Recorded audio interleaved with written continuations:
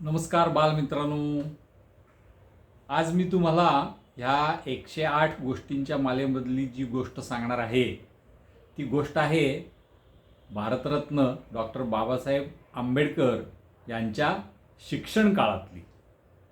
कुठलाही माणूस हा शिक्षणाने मोठा होतो आणि त्याचं एक अतिशय चांगलं उदाहरण म्हणजे बाबासाहेब आहेत.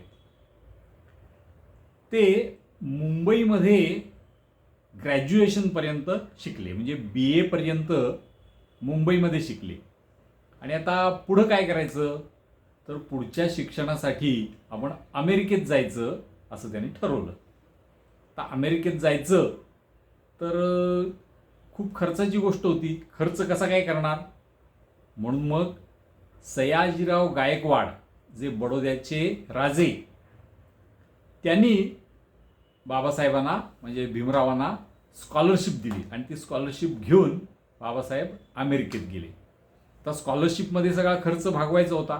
स्कॉलरशिप व्यतिरिक्त कुठलेही पैसे मिळतील खर्चाला अशी शक्यता नव्हती.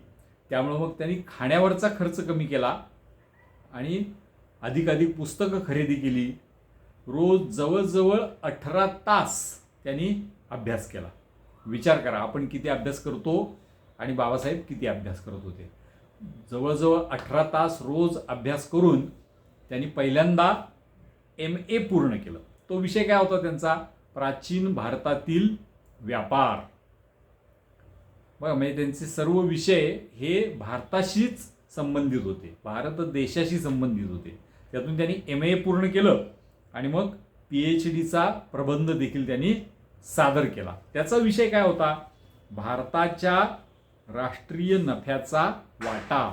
म्हणजे इंग्रज भारतात राज्य करत होते, मग भारतामध्ये जे काही सगळे व्यवहार होत होते त्या सगळ्या व्यवहारातून नफा किती उत्पन्न होत होता. जेव्हा राज्य हे कल्याणकारी असतं तेव्हा ते तोट्यामध्ये असतं आणि ब्रिटिश यांच्यासारखं राज्य जे असतं ते तोट्यात नसतं, कधी ते नफ्यात असतं. कारण त्यांना ह्या देशावर राज्य करायचं असतं आणि नफा घेऊन इंग्लंडला जायचा असतो. त्यामुळे ते नफ्यातलं राज्य होतं. तर नफा मिळतो किती आणि त्यातला किती वाटा हा भारताच्या विकासासाठी खर्च केला जातो आणि किती वाटा हा इंग्लंडला नेला जातो, याचा अभ्यास त्यांनी केला आणि तो प्रबंध सादर केला. आणि असा विषय घेतल्यामुळे त्यांना थोडा त्रास देखील झाला. कारण कुठल्याला असं आवडतं की युरोपियन राष्ट्र भारताची पिळवणूक करतायत, हे सिद्ध करणारा प्रबंध कुणाला आवडेल. त्यामुळे त्यांना त्यामध्ये थोडा त्रास देखील झाला, पण त्यांनी तो प्रबंध पूर्ण केला. आता त्यांची PhD तर झालेली होती. ते ज्या समाजामध्ये जन्माला आलेले होते त्यामध्ये इतका शिकलेला माणूस कोणी नव्हता. त्यामुळे ते जर थेट भारतात आले असते तर ते सगळ्यात जास्त शिकलेले गृहस्थ म्हणून त्यांची प्रशंसा झाली असती, गौरव झाला असता. म्हणून खरं तर त्यांनी भारतात परत यायला पाहिजे होतं. पण त्यांची शिक्षणाची लालसा ही इतकी होती की त्यांनी स्कॉलरशिपचे अजून काही दिवस शिल्लक होते, तर त्यामध्ये आपण इंग्लंडला जायचं आणि एक अजून PhD करायची असं त्यांनी ठरवलं.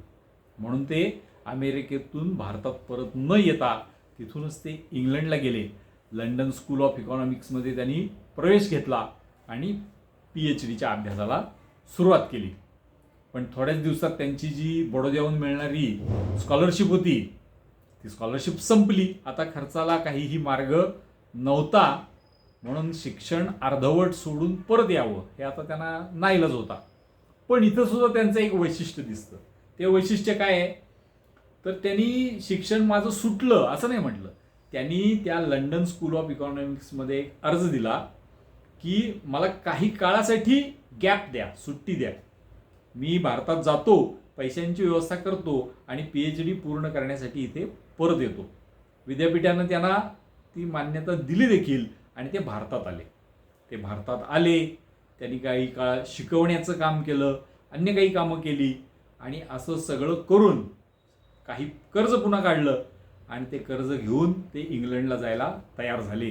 त्यावेळेला खरं तर त्यांना दुसरी एक संधी आली होती. ती संधी काय होती, तर मुंबईचं जे विधिमंडळ होतं हे आता इतके शिकलेले गृहस्थ होते, अमेरिकेत शिकून आले होते, त्यामुळं त्यांना विधिमंडळाचा सदस्य होण्याची संधी आलेली होती यावेळी.